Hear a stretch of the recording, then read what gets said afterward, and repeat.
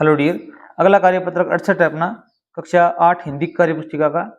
इसमें देखो भी उपलब्ध संदर्भों को समझते हुए जीवनी लिख पाना। यहाँ पर हम पंछी उन्मुक्त गगन की कविता के लेखक शिव मंगल सिंह सुमन हैं।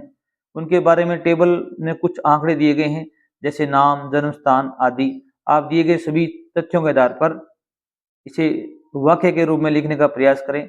यहाँ पर क्या है, शिव मंगल की तस्वीर दिखाई गई है। यहाँ पर नाम दिया गया शिव मंगल सिंह सुमन।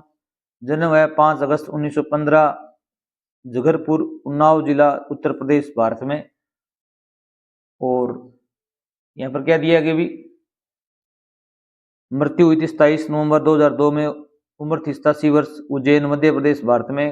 कार्य क्षेत्र थे कवि, शिक्षाविद, राष्ट्रीयता थी भारतीय, अन्य रचना मिट्टी की बरात, हिलोल, जीवन के गान। उल्लेखनीय 1974 में साहित्य अकादमी पुरस्कार मिला उनको, 1999 में पद्म भूषण पुरस्कार मिला, 1974 में पद्म श्री मिला। इनको अपने को एक कहानी के रूप में लिखना है यहाँ पर।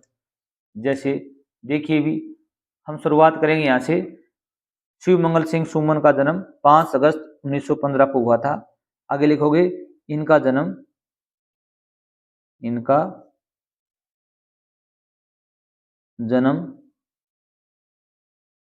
इसमें आप लिखोगे एक लाइन तो ये हो जाएगी, शिव मंगल सिंह सुमन का जन्म 5 अगस्त 1915 को हुआ था। इनका जन्म जगरपुर, उन्नाव जिला, उत्तर प्रदेश, भारत में हुआ।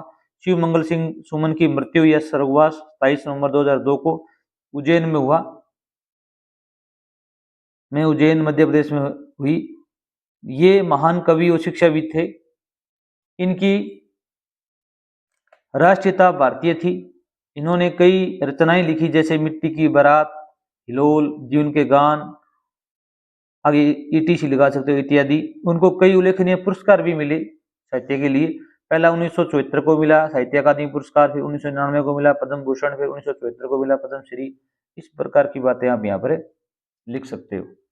आगे देखिए भी, प्रश्न संख्या 2 है कि आप भी अपने संस्था प्रधान का साधारण जीवन परिचय मालूम करके लिखिए। आपको अपने जो संस्था प्रधान है उनके बारे में लिखना है। जैसे हम राजकीय उच्च माध्यमिक विद्यालय, जहाँ आपके विद्यालय का नाम है, वहाँ को गांव का नाम है, वो यहाँ लिखेंगे।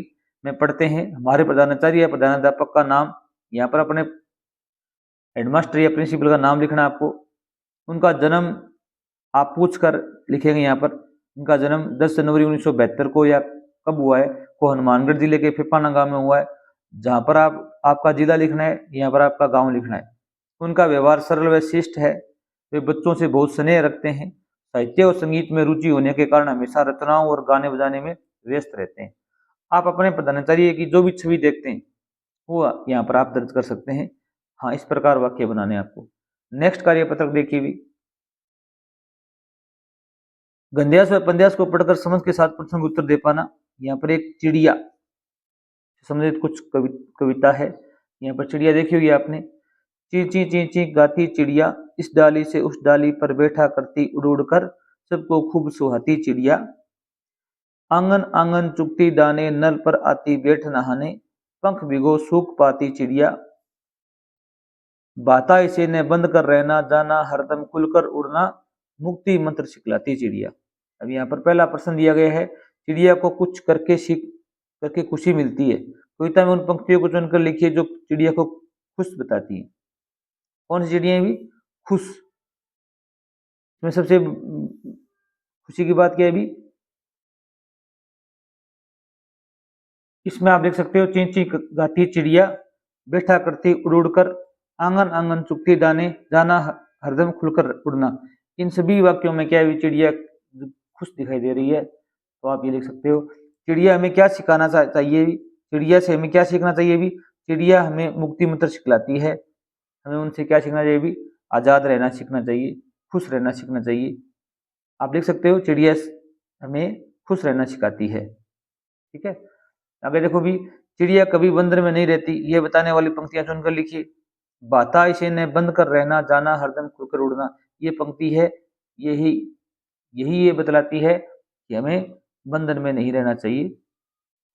चिड़िया है वो बंधन में नहीं रहना चाहती। प्रश्न संख्या 4 देखो भी, चिड़िया को लेकर कई सारी कविताएं कहानियां मशहूर हैं। तुम्हें जो अच्छी लगती है उनमें कुछ अंश यहाँ लिखिए, अपनी कॉपी में भी लिखिए। जैसे ये कविता है, छोटी सी चिड़िया मुझे बना दो राम, छोटे पंख लगा दो राम।